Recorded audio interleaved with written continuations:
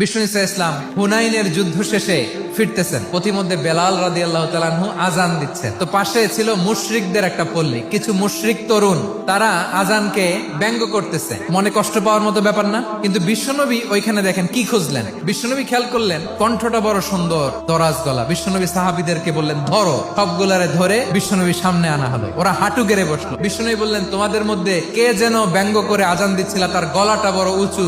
আবু মাহজুরা বলে আমার বন্ধুরা সবাই আমার দিকে আঙ্গুল দেখায়। আবু মাহজুরার মাথায় হাত দিয়ে বললেন এবার আজান দাও দেখি। আবু মাহজুরা বলে আমি তো আজান দিতে জানি না। বিষ্ণুনবী বললেন তাহলে আসো আমি তোমারে শিখাই দেই। বিষ্ণুনবী একটা বাক্য পরে, আবু মাহজুরা পরে, বিষ্ণুনবী পরে, আবু মাহজুরা পরে। আবু মাহজুরা বলে এক একটা বাক্য পড়ি আমার কলিজাটা গলে ঠান্ডা হয়ে যায়। বিষ্ণুনবীর সাথে দাঁড়িয়ে উনি শাহাদা পড়ে মুসলমান হয়ে গেলেন। বিষ্ণু ইসলাম বললেন যাও আবু মাহজুরা, আমি তোমাকে পৃথিবীর শ্রেষ্ঠতম মসজিদ মক্কার মসজিদুল হারামের মুয়াজ্জিন হিসেবে অ্যাপয়েন্ট করে দিলাম।